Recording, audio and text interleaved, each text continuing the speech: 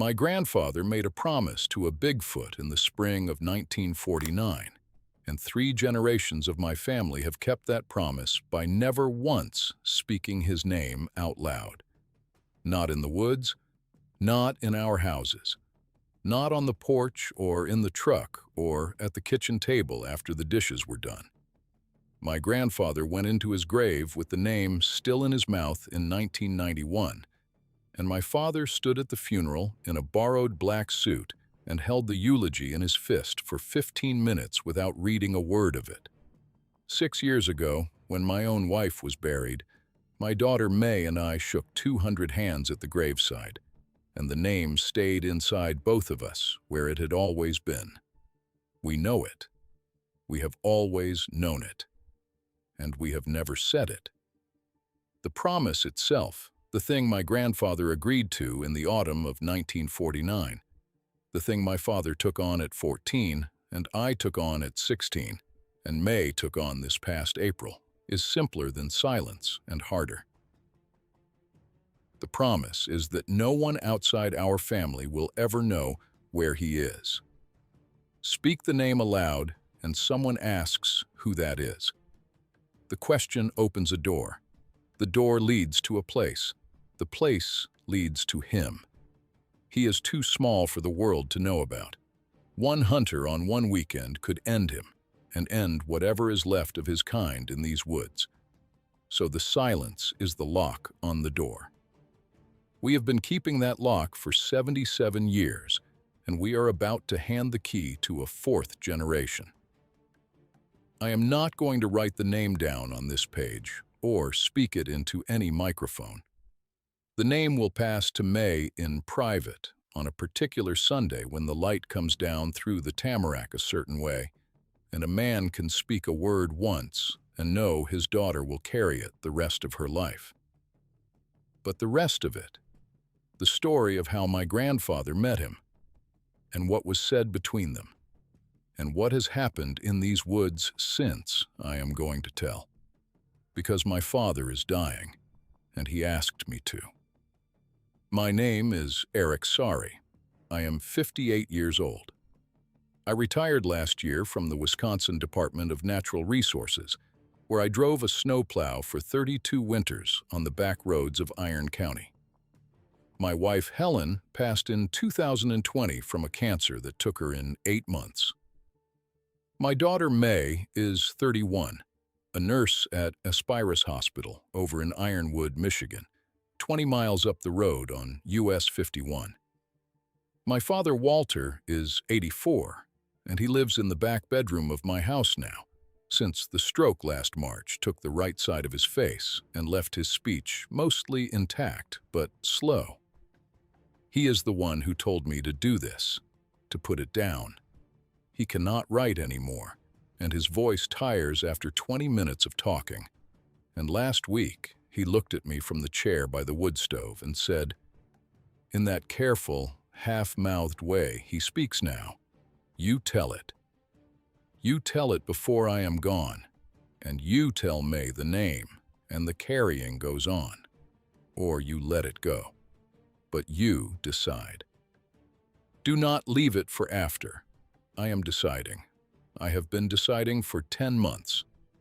So I will tell you about my grandfather, Adam Saari, who came off the boat at Ellis Island in 1924 at the age of 6, with his parents, Henry and Selma, and one suitcase between the 3 of them. They settled in Ironwood, Michigan, in the Finnish neighborhood near the iron mines on the Gogebic Range. My great-grandfather Henry was a logger, killed in 1935 when a load of pulpwood shifted on a sled and crushed him against a tree. My great-grandmother Selma was a midwife who delivered babies for the immigrant families across the range until pneumonia took her in the winter of 1936. My grandfather was 18 and an orphan, with a grade school education and a name the foreman at the iron mine in Hurley could shorten to Adam without anyone minding. He worked the iron mine until the war. He enlisted in the summer of 1942 at the age of 24, 3 months after my father was born. They sent him to the Pacific, and he came home in 45–30 pounds lighter, with a scar across his collarbone from a piece of shrapnel at Leyte, and the kind of look in his eyes the men of his generation called the 1,000-yard stare. He could not sit in a closed room. Loud noises set him off. He woke at night swinging his fists at people who were not there. He used his mustering out pay to apply for a job with the Wisconsin Conservation Department, which was what the DNR was called then. And in the spring of '46, they hired him on as a forest fire warden assigned to the Mercer Ranger District. They gave him a cabin on a ridge above Mercer Lake and told him to watch for fires and stay off the road for 6 months at a stretch if he wanted to. He wanted to. Adam did not want to be in town or near other men yet. He wanted woods and quiet, and the kind of work where you watched the horizon for smoke, recorded the wind direction in a leather book, walked the fire breaks twice a week, and did not have to explain to anyone why your hands shook when a truck backfired. They gave him all of that. The cabin was on a granite outcrop about 4 miles southwest of town, accessible by a logging 2-track in good weather and by snowshoe in winter. Below the ridge, the land sloped down through old hemlock and white pine into a swamp that ran toward the Turtle Flambeau flowage, a blackwater labyrinth of deadheads and drowned timber, where a man could stand at the edge of it and hear his own pulse in his ears. That was where he was, on the 17th of April in 1949, when he met him. My father was 7 that morning. He had been spending Saturdays with Adam at the Ridge cabin, walking the fire breaks, sitting on the catwalk of the small wooden lookout tower, drinking coffee from a tin cup and feeling like a man. He remembers those Saturdays as one of the cleanest happinesses he ever had. My grandfather kept a leather journal at the cabin in which he wrote the date and the weather every morning. And that journal sits in a cedar box on top of my dresser as I write this. And the entry for that morning reads, in Adam's careful half-block printing, April 17, dawn 41 degrees, wind west 5, sky scattered cloud, snow gone from the south slope, ice still on the bay. Below that, in the notes column where Adam usually wrote things like burn permit issued or trail down north of marker 11, he wrote 3 words, met him today. That is the only entry of its kind in 17 years of journals. 3 words. No underline, no exclamation. The simple notation of a man who knew that what had happened could not be put on paper without diminishing it. My father was inside the cabin when it happened.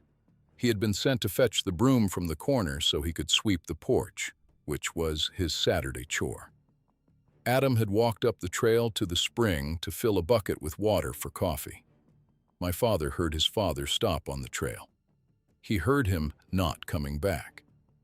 After a minute, he opened the cabin door and looked out, and what he saw was his father standing at the edge of the small clearing where the trail came in from the spring, the bucket still in his hand, and beyond him, on the far side of the clearing, at the base of a big white pine, stood a man who was not a man.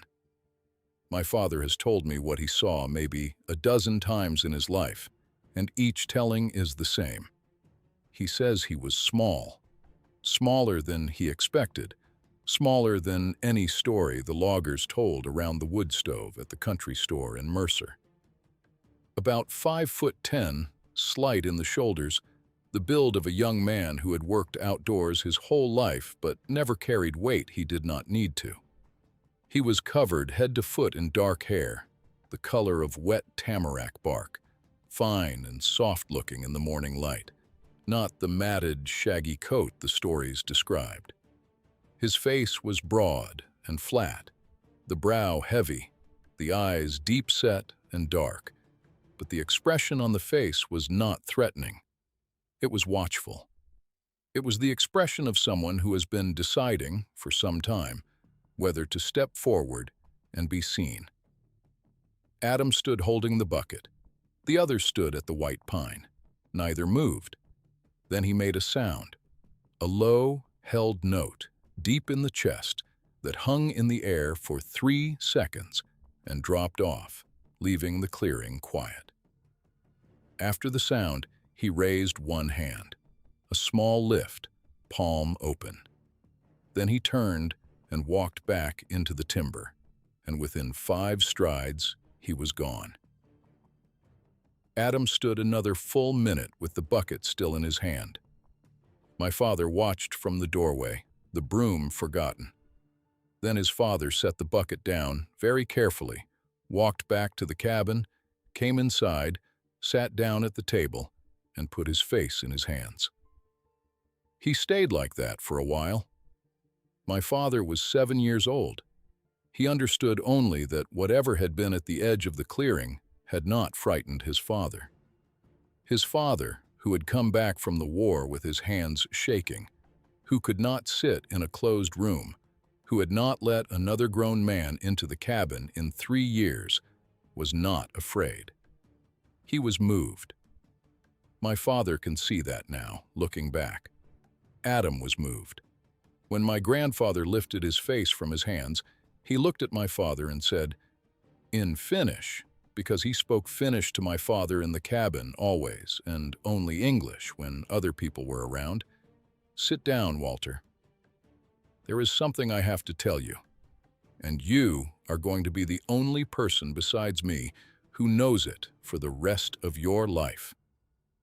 My father sat down. He was 7 years old, and his father had never spoken to him in that voice. Adam pulled the chair around so they were facing each other, took my father's small hands in his own large ones, and told him in plain words what he believed had just happened. The small man at the white pine was a person.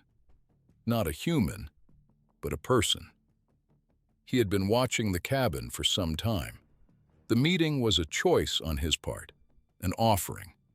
And whatever happened next, the meeting had to stay inside the family.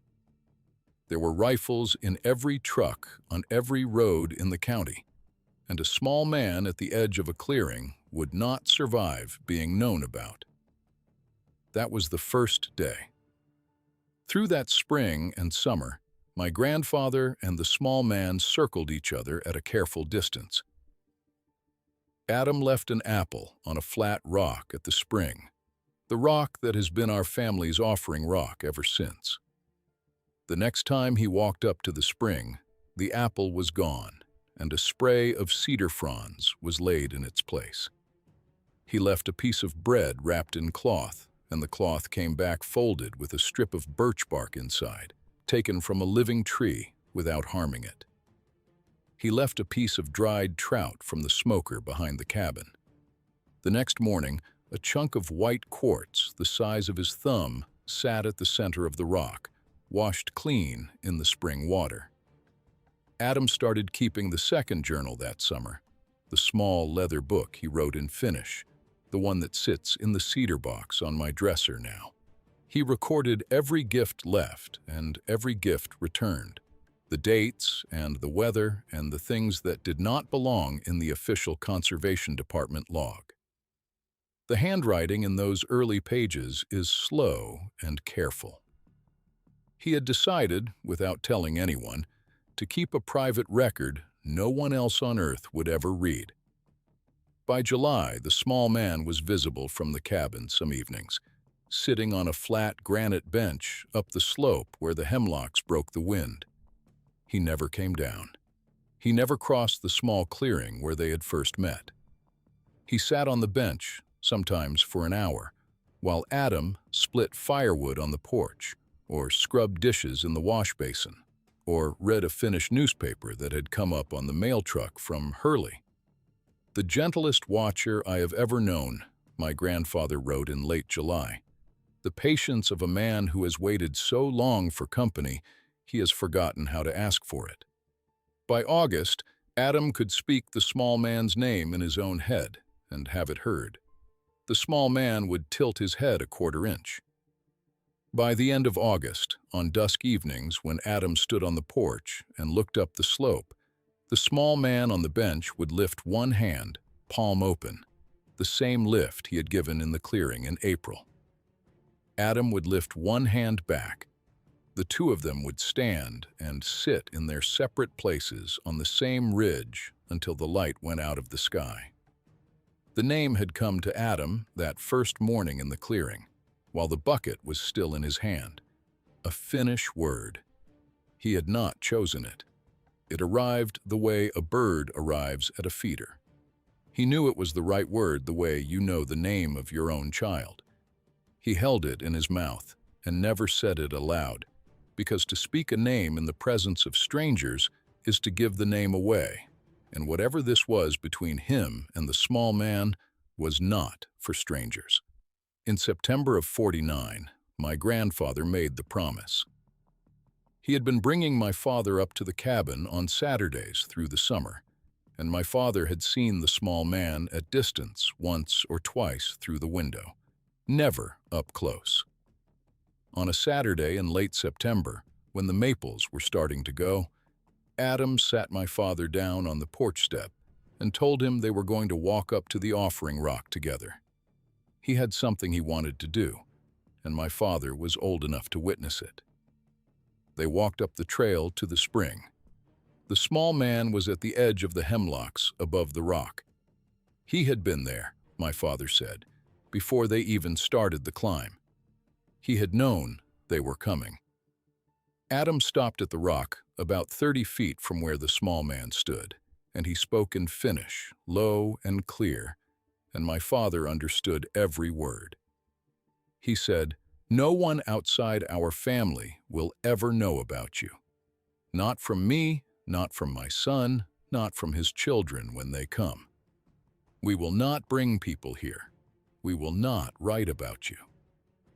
We will not tell stories about you in town. We will keep the cabin in our family for as long as our family lasts, and the place where you live will stay the place where you live.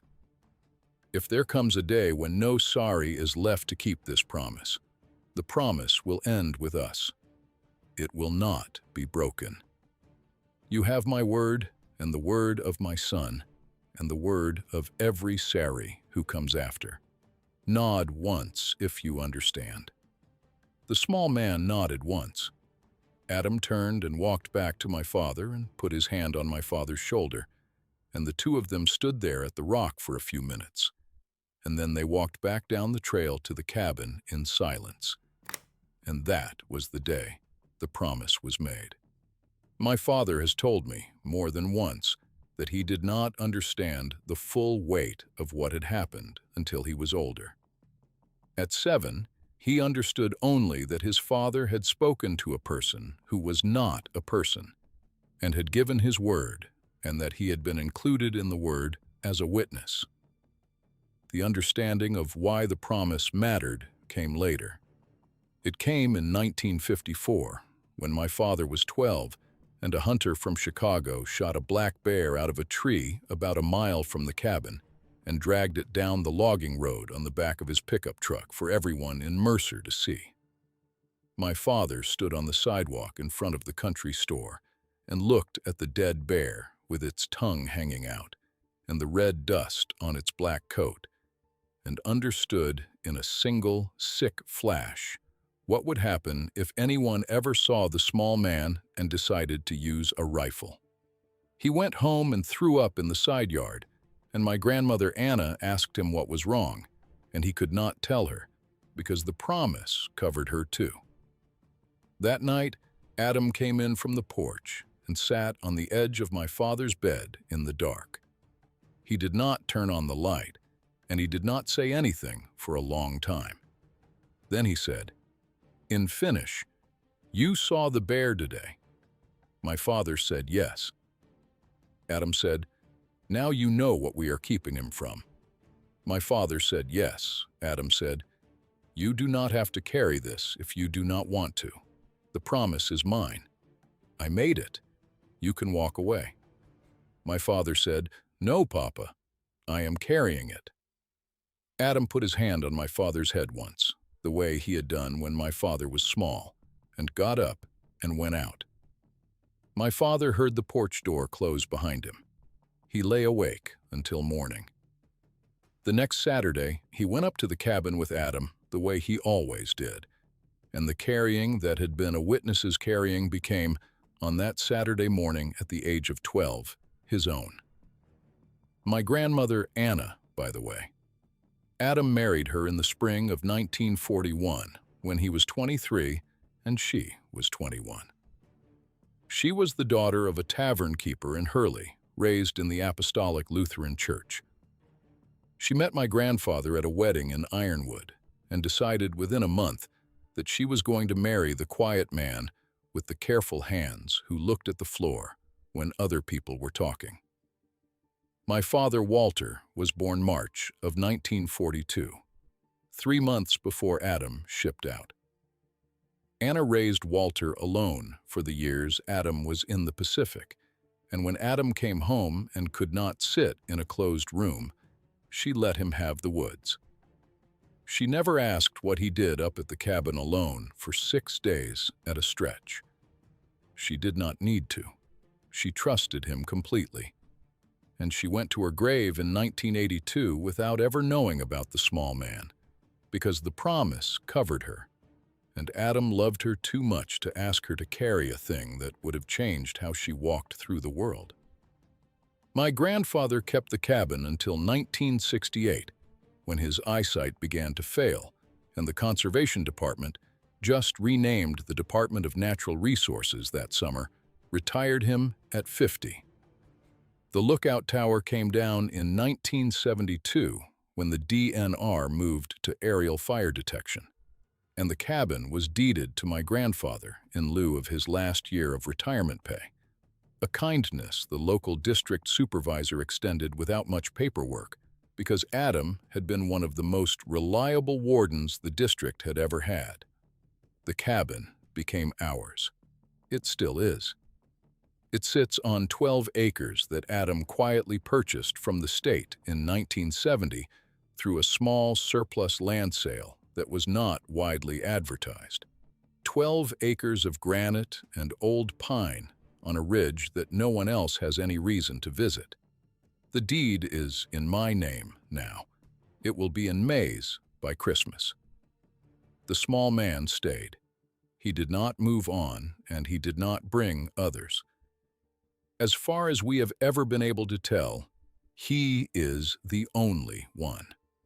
There may have been others in those woods once, but they were gone before Adam arrived in 1946. We have never seen a mate. No children of his have made themselves known to us. He has lived alone above the turtle flambeau flowage in a small range of hemlocks and granite for at least 77 years, and the only thing standing between him and the world is a Finnish American family who has refused to speak his name. That is the promise. That is what we have been keeping. From 1954 onward, my father went up to the cabin with my grandfather every Saturday he could, and he saw the small man more times than I have.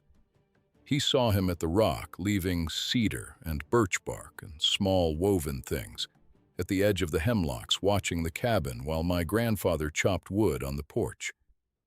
Once, in the winter of '66, he saw him walking on the ice of Mercer Lake at dusk, half a mile out, a dark figure moving with that slow, careful step, returning home from wherever he went on the long winter nights. The small man never came close. He never asked anything of us beyond what the promise had already given him, which was the right to keep being. In 1956, when my father was 14, my grandfather took him to a place on the ridge my father had not been before. About a quarter-mile north of the cabin, through a stand of hemlocks so thick the ground beneath was bare of underbrush, there was a small flat shelf of ground at the base of an exposed granite outcrop, a natural shelter. The rock face curved out over the bench enough to keep the rain off a body lying there. Adam led him to that place without speaking, and when they arrived, he stopped at the edge of the hemlock and put his hand on my father's shoulder and gestured forward with his chin. There was something on the bench. My father, 14 years old, walked the last 20 feet alone. He told me when I was 16, and he sat me down in the same cabin to tell me the story for the first time, that the smell reached him before anything else. A heavy, musky scent, like a barn where animals have been kept warm all winter, but cleaner, with notes of pitch and wet stone underneath. The smell did not frighten him. It was a smell he had been smelling for years on the cover of the leather journal in the cedar box on his father's dresser, without knowing what it was. And now he was meeting it in the woods. On the bench, lying on its side with its arms folded under its head as if asleep, was the small man. He was not asleep. He was watching my father walk toward him. His eyes, my father said, were open, dark, and steady, with no fear in them and no anger. The same patient, watchful expression my father had seen at distance through the cabin window on summer evenings. He had chosen to lie down. He was making himself small and unthreatening, at eye level with a 14-year-old boy who was about to be told what he was being asked to inherit. My father stopped about 10 feet from the bench. He did not know what to do. Adam came up behind him and rested a hand on his shoulder. After a long moment, Adam knelt down on one knee and gestured for my father to do the same. They knelt together at the edge of the bench, 10 feet from a small man with dark hair lying on his side in the morning light. The smell was strong, the air very still. From somewhere in the hemlocks behind the bench came a low, held note, 3 seconds long, then dropped. It was him. The small man on the bench made the note. With his mouth closed, deep in his chest, his eyes still on my father, his body still in the same easy resting curve. The note was a greeting. After perhaps a minute, Adam reached forward, slowly, and placed a small object on the bench between them. A piece of pine bark, about the size of a $50, with a face carved into it. My father had never seen it before. Adam had carved it himself, my father later learned, in the long winter of 1955, working at the kitchen table in Mercer with a small stone tool he had found in the spring rock the previous October. The face on the bark was not exactly the small man's face. It was something like it. The brow heavy, the mouth in a line, the eyes closed. Adam set the carving down between himself and the bench, and he spoke, in Finnish, low and clear, exactly 6 words. My father has never told me what those 6 words were. He says they were not for the small man and not for him. They were for whoever would come next. The small man on the bench raised his head a few inches and looked at the carving for a long time. Then he lowered his head back to his folded arms and closed his eyes. And he was, my father said, smiling, softer than a human smile. A settling of the face, a quiet acceptance. Adam stayed kneeling for another minute. Then he picked up the carving and placed it gently in my father's open hand, closed my father's fingers around it, and put his hand on my father's shoulder. They walked back through the hemlocks and did not speak until they reached the cabin. That carving is in my pocket as I write this. It is 70 years old now, dark with the oils of 3 generations of hands. The face is still distinct, and you can still feel where my grandfather's careful finger pressed a small, sharp stone into pine bark to make a face that would last. My father has told me, more than once, that the bench was not an introduction. It was a placing. Adam was handing my father over into the small man's keeping. He was saying, in Finnish, in front of a witness who understood every breath of intention behind the words, This is my son. He will carry the promise after me. You can trust him. He will not bring people here." The small man, lying on his side with the carving between them, had nodded. I sat in the orange chair beside my father's hospital bed last March, the day after the stroke, and he told me again about the bench, in the half-mouthed, careful voice that was all he could manage. I had heard the story before. He had told it to me when I was 16, when he sat me down in the cabin and walked me through the meeting and the promise and the bench in the same order Adam had walked him through it. But there was a thing he had not told me at 16 that he wanted to tell me now, while there was still time. He said the small man was not the only one on the ridge in 1956. He said that as he and Adam were walking back down through the hemlocks after the bench, he had glanced back just once, and at the far edge of the rock outcrop, half hidden behind a hemlock trunk, was a second figure, smaller than the small man on the bench, maybe 4 feet tall, watching them go. He had only seen it for half a second before the trees closed between them. He had not asked Adam about it. Adam had not mentioned it, but it had been there. In the 70 years since, my father had thought about it sometimes, and wondered, and had finally come to believe that whatever it was had not lasted. There were no more sightings of a smaller one. The small man was alone after that. Whatever the second figure had been, a child, a sibling, it was not there in 57, and it was not there in any of the years that came after. The small man, my father told me from the hospital bed, had lost something not long after the bench scene, and the silence we kept around him after that was, in part, the silence of grieving. The promise had become a thing he needed even more than he had needed it before. He was the last. I sat in the orange chair and held my father's hand. I was not crying, exactly. Something quieter than crying was happening in my chest. For 42 years, I had carried the promise, thinking it was an arrangement of mutual respect between my family and a being who had a private life on a ridge above a lake. Now I understood it had always been more solitary than that. We were the only family he had. My father closed his eyes for a while. When he opened them, he said, "You take May to the bench." I had not been to the bench myself.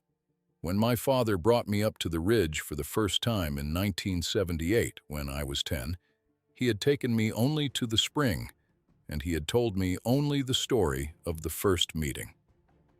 The full carrying had been transferred to me later, in pieces. The name when I was 16.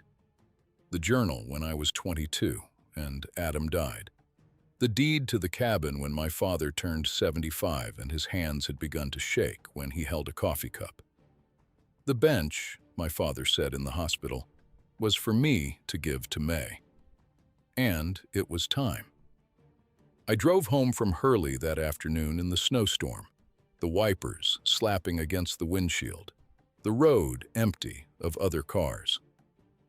I drove the 20 miles down to Mercer and pulled into my driveway and sat in the truck for a long time before I went inside. Helen had been gone almost 6 years by then. The house was quiet. I would have to tell May. I would have to bring her up to the ridge, walk her through the hemlocks, and show her the bench. I would have to do it in a way that did not break her. There was one more thing I would have to tell her.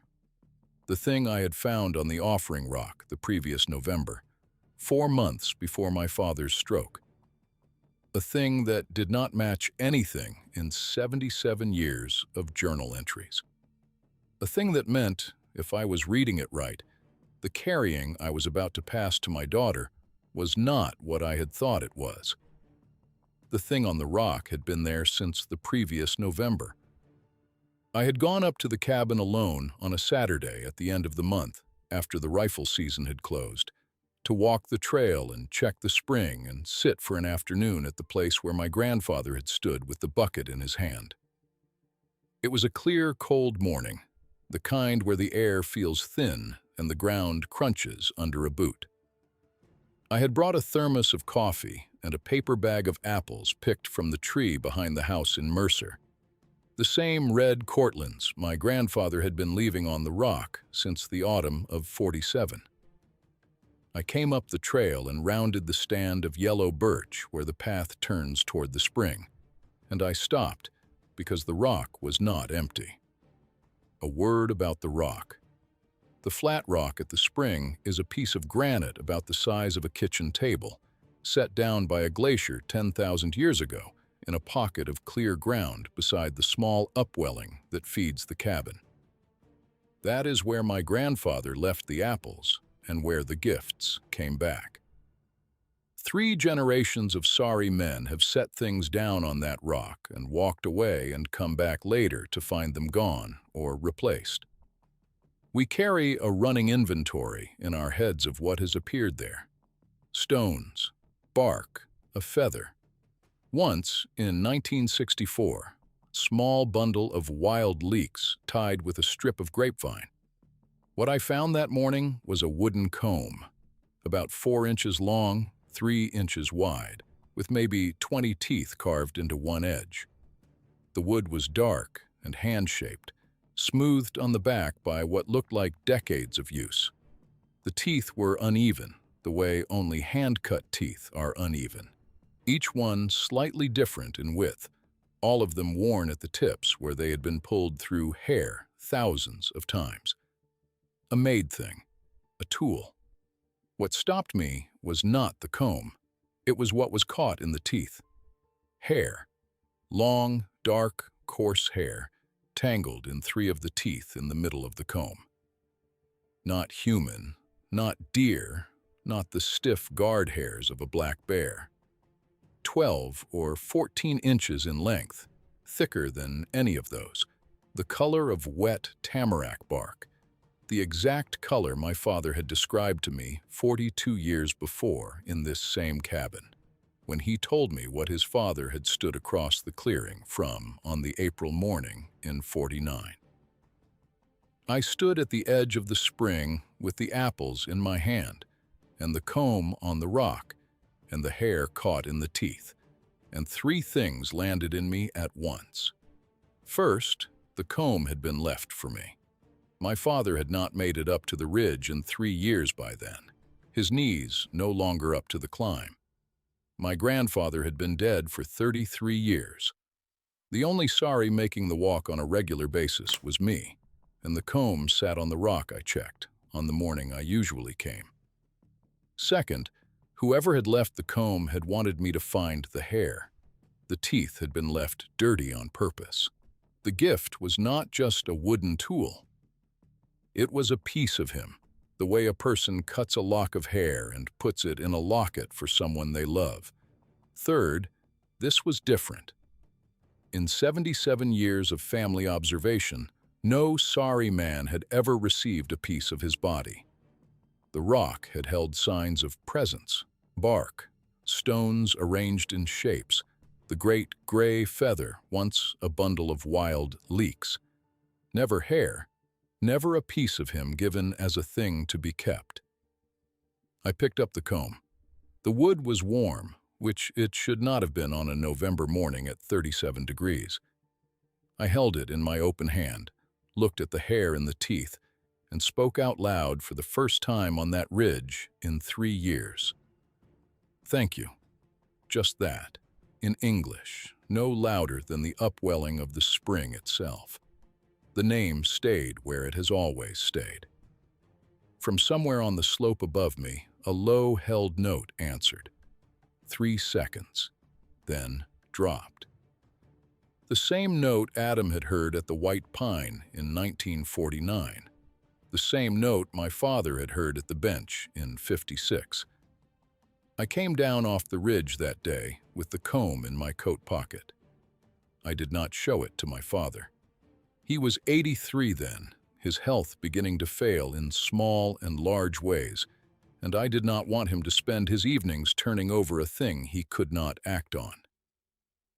I put the comb in the cedar box on my dresser, beside the journal and the carving and the great gray feather, and I closed the lid, and I left it. That winter was a long one. The snow came early and stayed deep.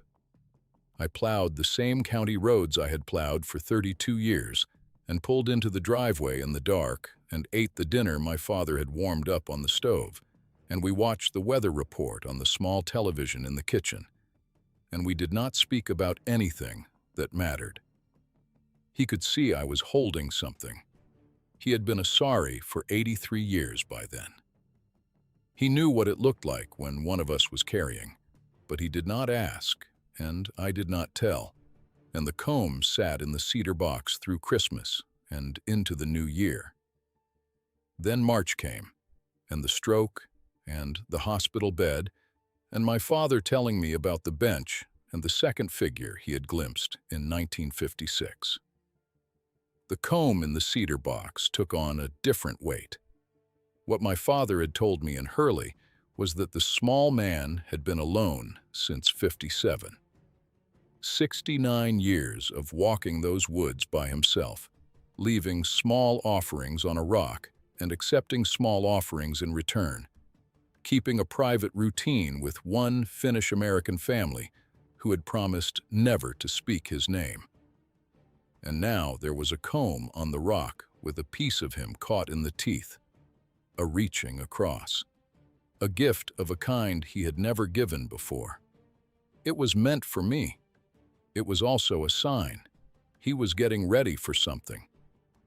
Not to die. I do not believe he is dying, and the men in my family have known him for 77 years without ever seeing him show his age. Whatever he is not subject to the ordinary working of time. The comb is the kind of gift you give when you are about to ask for a witness, and you want the witness to remember you afterward. He was getting ready to introduce himself to the next one. He was getting ready for May. I did not tell May the story right away. I drove home from Hurley after my father's first day of recovery and sat at the kitchen table for a long time, looking at the dark window. I was 58 years old. I had been carrying the promise for 42 of those years. My father had been carrying it for 77. My grandfather had carried it for 42. And now there was a comb in the cedar box, and a stroke in the hospital, and a young woman in Ironwood who knew nothing of any of this, except that her grandfather and her father went up to a cabin sometimes and came back quieter than when they left. I waited until April.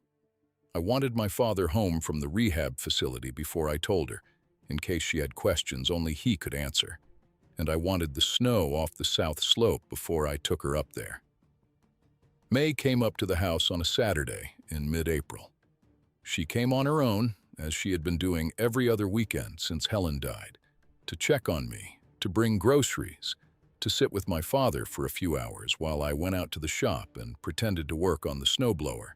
She was wearing the green canvas coat I had given her for Christmas, and her hair was pulled back in the practical fashion she wore for hospital shifts. And she looked, in the kitchen light, very much like her mother had looked at 31. The same small mouth. The same habit of standing with her weight on one foot. The same dark eyes that did not miss anything. She had been to the cabin maybe 20 times in her life, mostly as a child. I would take her up on summer afternoons when she was small and let her splash in the spring and sit on the porch with a sandwich while I cleared brush. She knew the trail to the rock the way most children know the path to a mailbox. She had never asked why we owned a cabin in the woods that her father went up to alone half the weekends of the year. Saari women have not been the kind to ask.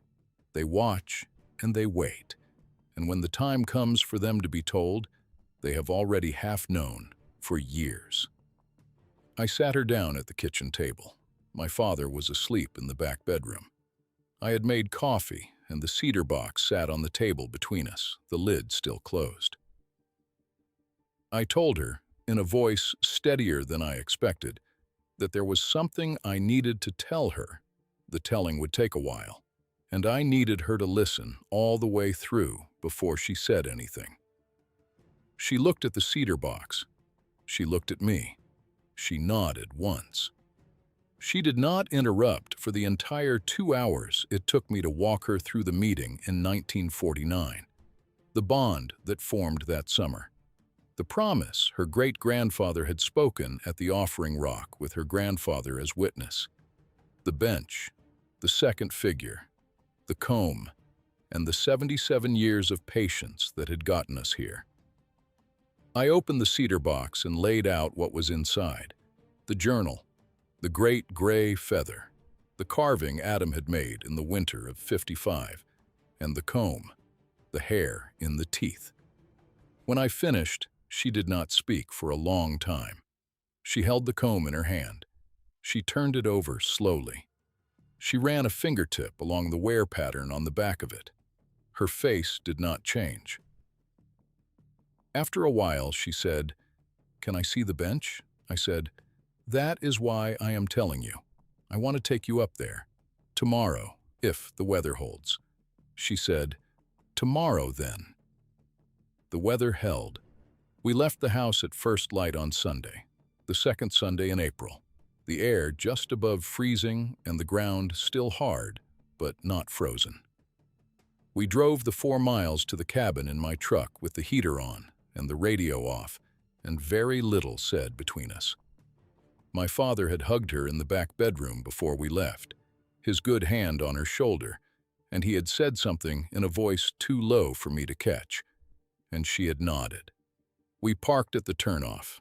We walked the 2-track up to the cabin.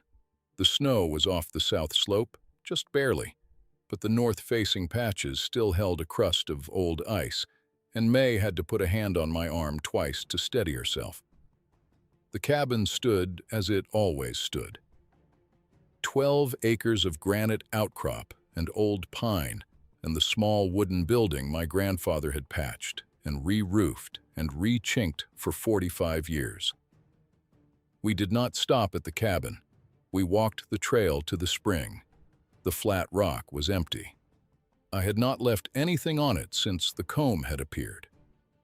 We continued past the spring, through the stand of hemlock my father had described, into the deep needle floor where the underbrush thinned out, and the light went green, and the sound of our footsteps softened into something almost padded. The bench was where my father had told me it would be. A small, flat shelf of ground at the base of an exposed granite outcrop, sheltered above by the curve of the rock and on the wind side by the hemlocks. There was nothing on the bench. I had not expected there to be. I told May what I had not told her in the kitchen, because there is a difference between telling a story at a kitchen table and telling it in the place where it happened. I told her that her great-grandfather had brought her grandfather to this exact spot 70 years ago. The small man had lain on his side on the bench, with his arms folded under his head, and made the held note from his chest with his eyes open. And her grandfather had been placed in his keeping that morning. Now I was placing her in his keeping. The silence, the rock, the cabin, the deed, all of it served one thing: the right of one small being who lived nowhere else to keep on living, on his ridge, in his hemlocks, alone. May listened. She stood at the edge of the bench and looked at the empty rock shelf. She did not cry. She did not ask me to leave so she could think. She did what her grandfather had done at 14. She took 2 steps forward onto the bench itself, and she stood there with her hands at her sides and her chin lifted, and she did not turn her head. We stood like that for what was probably 10 minutes, maybe longer. The forest was very quiet. The wind moved through the upper branches of the hemlocks with that slow, even pressure you only get on cold spring mornings when the air has not yet been stirred by the day's warming. Far off, a great horned owl called once, the low double note of a bird that had stayed up too late. I could hear the soft drip of melting frost coming off the granite somewhere behind us, and May's breathing, and my own, and nothing else. And then the smell came. It came on a small shift of air that moved down the slope from the hemlocks above us. Heavy and musky, like a barn where animals had been kept warm all winter, but cleaner, with notes of pitch and wet stone underneath. It was the smell from the journal cover, the one I had been smelling in the cedar box all my life without naming, and the smell from my grandfather's old wool coat that still hangs on the back of the cabin door. May's nostrils flared. She had caught it too. She did not turn her head, but I saw her shoulders settle, as a nurse's shoulders settle when she has been holding tension, and a patient's vitals have just stabilized. She breathed in once, slowly, and out, and the smell stayed. From the hemlocks to our right, maybe 40 feet up the slope, the held note came. 3 seconds, cut off. The same note. I did not turn to look. May did not turn either. We had not spoken about this part. I had not told her the rule about not looking directly. But she had received the rule the same wordless way her grandfather had received it, at 14.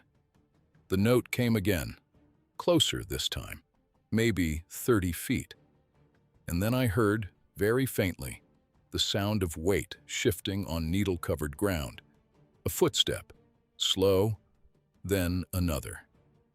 May kept her eyes on the bench in front of her. Her hands hung at her sides, palms slightly turned outward, as you hold your hands when you want to show a frightened animal that you have nothing in them. She was a nurse. She knew the shape of safe presence in front of a being who did not yet trust you. Her body did the right thing without her having to think about it. The footsteps came closer. Then they stopped. I could feel, more than hear, the patience of him there behind us, and to the right, close enough that the air between us was a single, shared thing. I did not turn. The smell was very strong now. May's breath was steady. The held note came one more time, soft, almost a hum, and I realized it was not a call. It was a greeting. The held note was being offered to May. She heard it, and she did the thing that I think will stay with me for the rest of my life. She held the note back. May sings in the choir at the Apostolic Church on Sunday mornings, as Helen used to, as her great-grandmother Anna did before her. She has a low alto, soft, with the kind of carrying quality that comes from breath control rather than volume. Standing there on the bench with the smell of him in the air around her and the held note still hanging in the hemlocks, she hummed. A low note deep in her chest, no louder than the breath that carried it, 3 seconds long, then dropped. It was the same note, the one Adam had heard at the White Pine in 1949, the one my father had heard at the bench in 56, the one I had heard answer me on the November morning when I had thanked the rock for the comb. She gave it back. For a moment, the forest was completely still. The drip of frost stopped. The wind in the upper branches stopped. The far-off owl stopped. Everything held. And then, from the hemlocks, very softly, the note came back to her. 3 seconds. Cut off. An answer. An acknowledgement. A welcome. And then he stepped forward. I felt it before I saw it. The shifting of weight onto the needle floor, a single, careful step out from behind the trunk of a hemlock to my right, into the open ground at the edge of the bench. I did not turn my head. May did not turn hers. We had both understood, without being told, that turning would have ended the moment. So we stayed looking at the bench, and he stepped into the corner of my eye, and I saw him, partially, in the way you see a thing you are not supposed to look at directly. A presence at the soft edge of vision that you can feel more than focus on. He was, as my father had described him, small, slight, dark hair the color of wet tamarack bark hanging soft and clean down his shoulders. He was perhaps 8 feet from where May stood, and he did not move closer. He had come out from behind the hemlock to be seen by her, partially, as a courtesy. The same partial glimpse he had given my father from across the bench 70 years before, and my grandfather across the clearing in 49. May held very still. Her hands stayed at her sides, palms turned outward. She breathed once, slowly, and once more, and the small man at the edge of the hemlock breathed with her, the rise and fall of 2 chests across 8 feet of cold April morning. Standing there as a witness, I understood that this was not a meeting between a being and a stranger. It was a recognition between a being and someone he had been waiting for his entire long life. He had known, somehow, that there would be a 4th one. He had been watching the cabin for some sign that the next carrier was coming. The comb on the rock the previous November was him beginning to prepare. Now she was here. She had given his note back. The waiting was closing. He raised one hand, the same small lift Adam had seen at the White Pine in 1949. The palm open, showing it. He held the hand up for perhaps 3 seconds, and then he lowered it, and he stepped back into the cover of the hemlock, and he was gone. I closed my eyes. I did not need to see what was behind us to know that something had just been completed. A circle that had begun on a Saturday morning in 1949, when a man with a bucket in his hand had stood across a clearing from a small being he could not name, had just been closed with a daughter humming a held note into a stand of hemlock in Northwoods, Wisconsin, on a Sunday morning in April. The carrying had passed. The footsteps moved away. I heard them retreat up through the hemlocks, slow and unhurried. After perhaps a minute, the smell began to thin. The wind started again in the upper branches. The frost began dripping. The owl, somewhere far off, called once and went quiet. May turned around. Her face was wet. She had been crying without making a sound, as she had cried at her mother's funeral 6 years before. The same quiet column of tears down both cheeks. No shaking, no gasping. I stepped forward and put my arms around her, and she put her face against my shoulder, and we stood there for a while. Neither of us spoke. The smell was almost gone. The held note did not come again. The forest was returning to its ordinary self. When she lifted her head, she said, in a voice I had to lean down to hear, "What is his name?" I told her. There, in that place, with the smell of him still on the air and the print of his weight still pressed into the needles up the slope, I leaned my mouth close to her ear, and I spoke the word my grandfather had given to him on an April morning in 1949.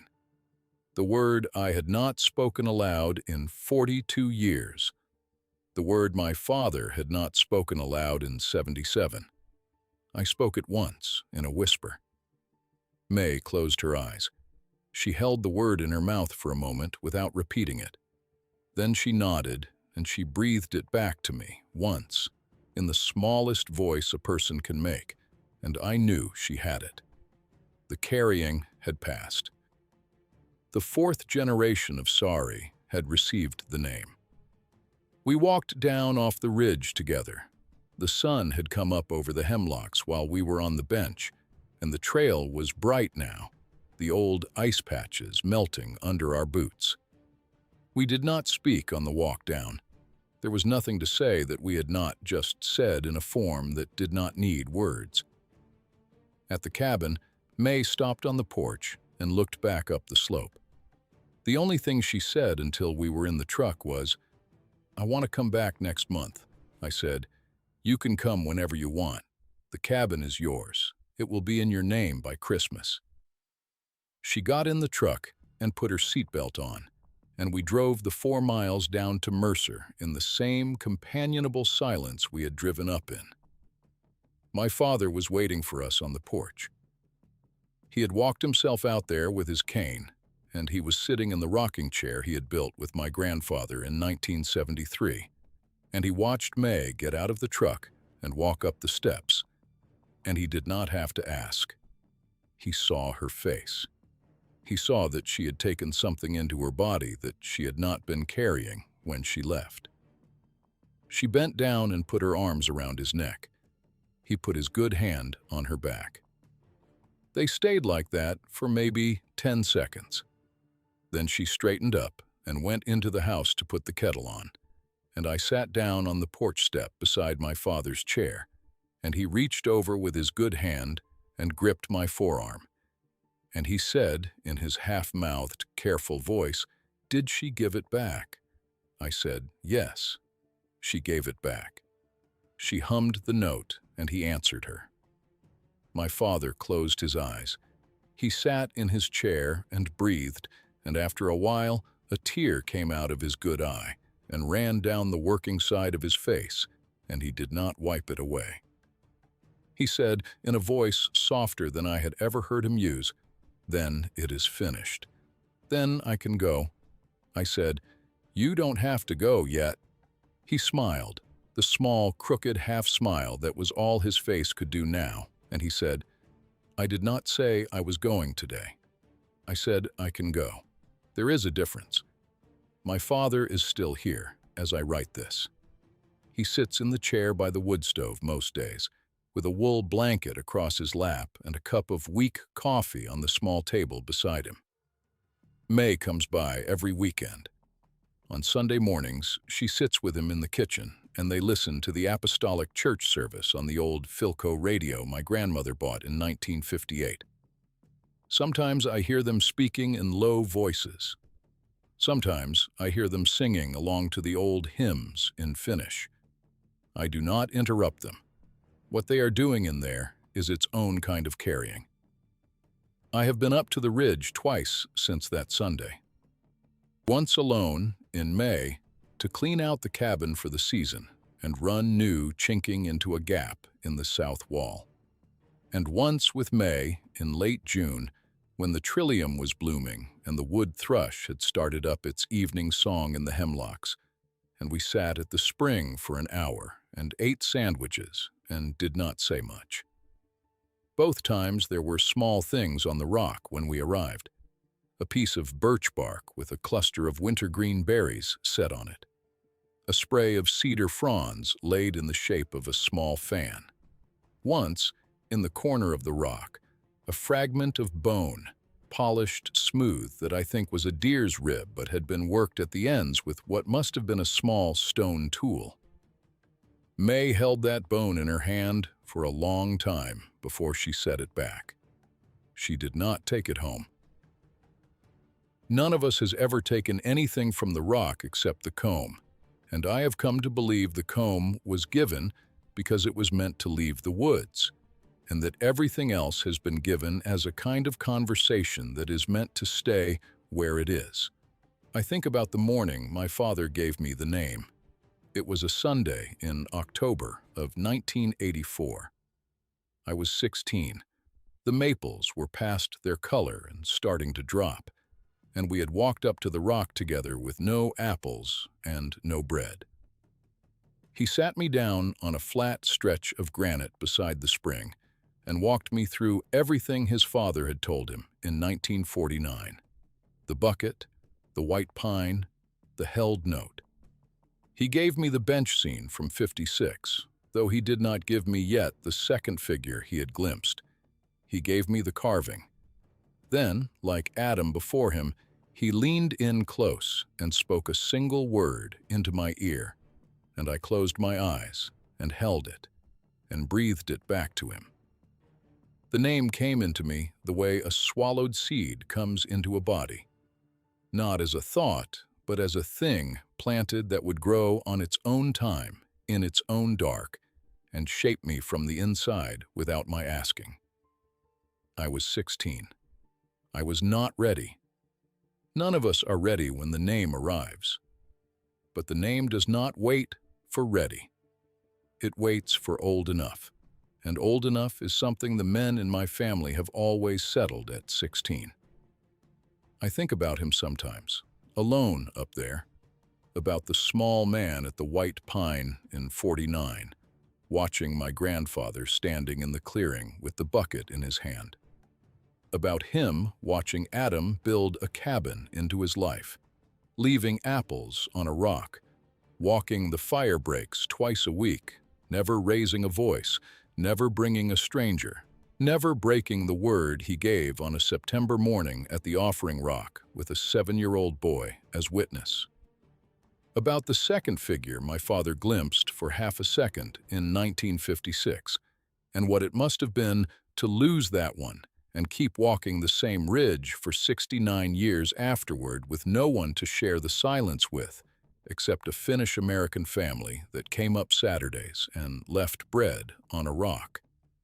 He has been alone for a long time. We have been the closest thing he has had to company.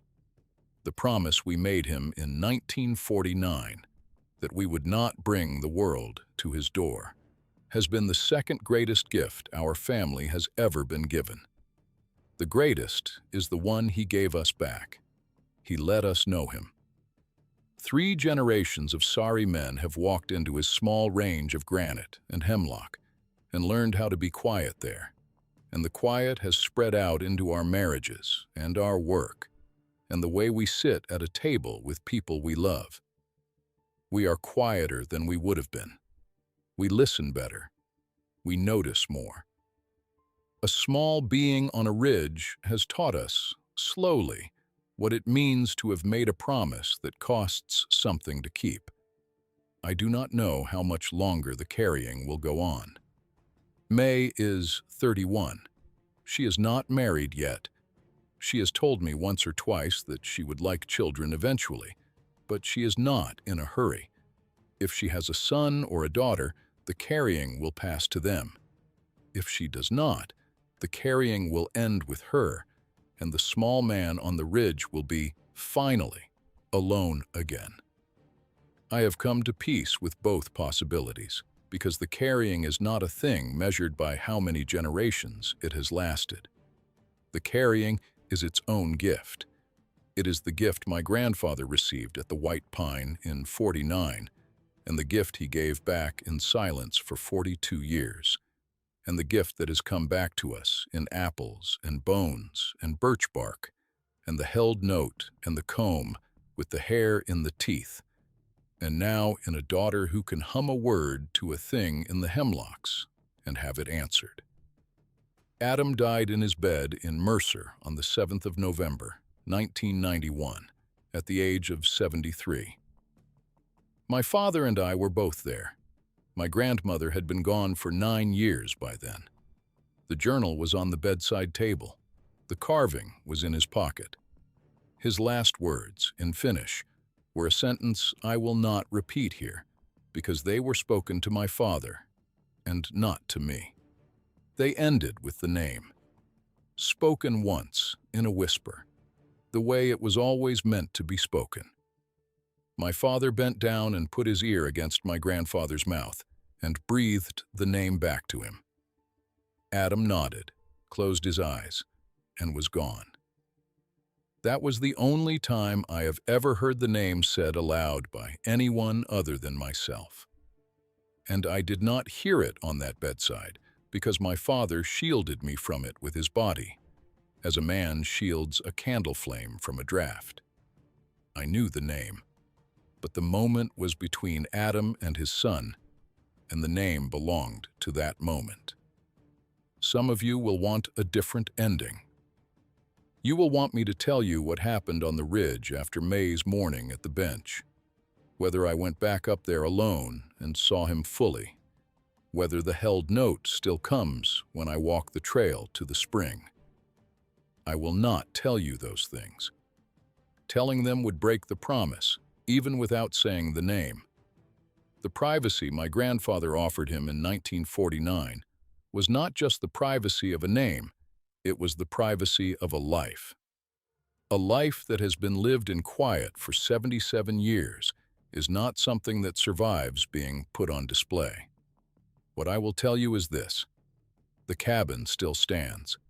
The flat rock still receives gifts. The held note still comes from the hemlocks above the bench.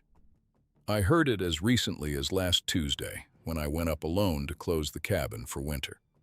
A low note came down from the slope, 3 seconds, then dropped, and I understood I had been welcomed home one more time. The carrying continues. May is the 4th generation. The small man on the ridge has one more Saari now, and Saari women have always been steadier than Saari men. I think May will carry the promise better than any of us have. My grandfather made a promise to a small being he could have named anything in the world, and chose a particular Finnish word that arrived in his chest like a gift. 3 generations of my family have kept that promise by holding the name in our silence and refusing every Saturday morning for 77 years to bring the world to his door. The name stays where it has always been, and where it will stay until the day May bends down to her own child's ear, or carries it with her into whatever quiet she chooses to keep. The held note in the hemlocks goes on. The small man on the ridge goes on. He is real, he is alive, he has a name, and the name is safe. That is all I am going to tell you. That is the promise.